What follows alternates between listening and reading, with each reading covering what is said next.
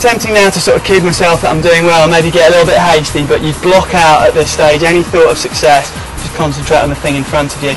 And at the moment that's just getting some gear in and composing myself.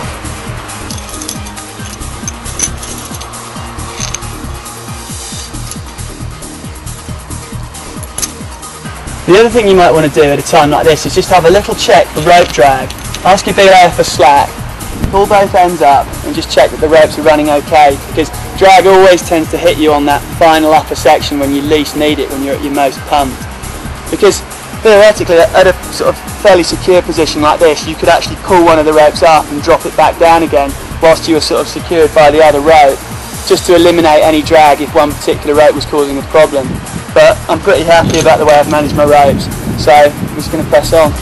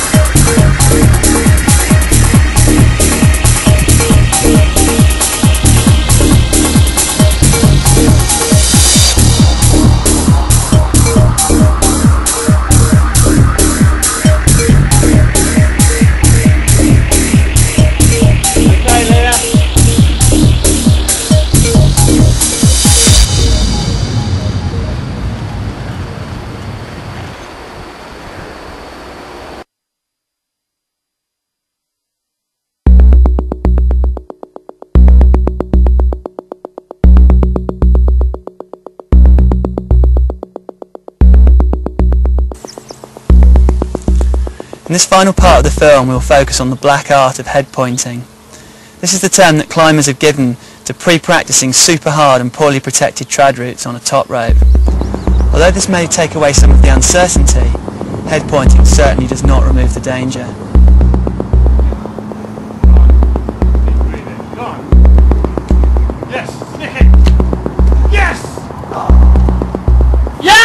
The process of preparing and psyching up can be agonising, and the final ascent can sometimes feel horrifyingly different with the absence of the top rope.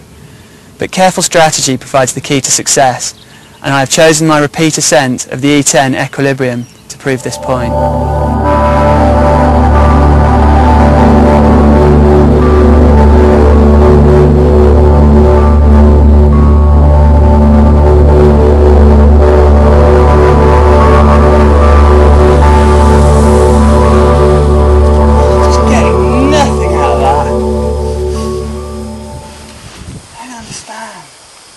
Equilibrium involves a sequence of approximately 8 hard moves up a rounded arête, which are partially protected by a low cam in a horizontal break.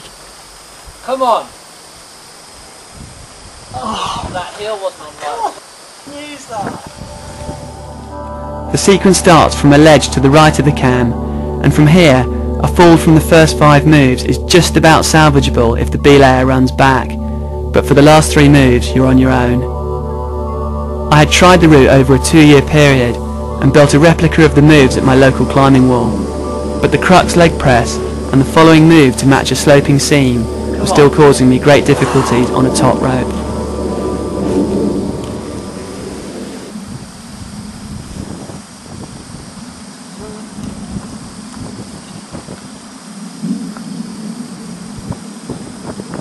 Come on, mate.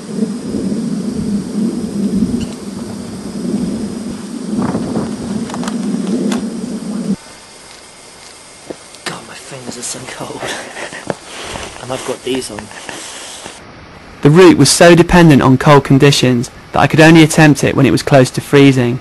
So the key was to warm up at the local climbing wall and then drive quickly out to the crag and jog around loads to stay warm in between attempts. I also knew that I could only get a few goes before my skin got trashed, so the challenge was getting all these variables to come together. Come on now. Good. Get all your fingers on it. Nice. Come on. Get your heel good. There you go. Nice. Keep going, Neil. Come on. Nicely done. Come on.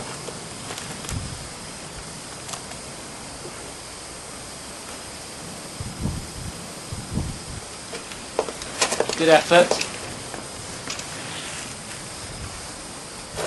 Come on. Easy. Yes! After several frustrating attempts on a top rope, I finally cracked the sequence with a very subtle change of ankle position on the leg press move. This suddenly made an attempt seem realistic, so I decided to go for it.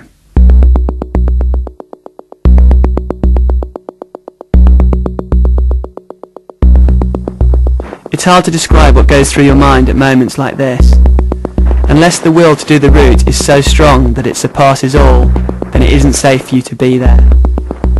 The level of focus you put into your visualised map is so strong that you almost feel as if you're already out there involved in the climbing. When the moment comes, your mind must be completely empty so that your body can just climb.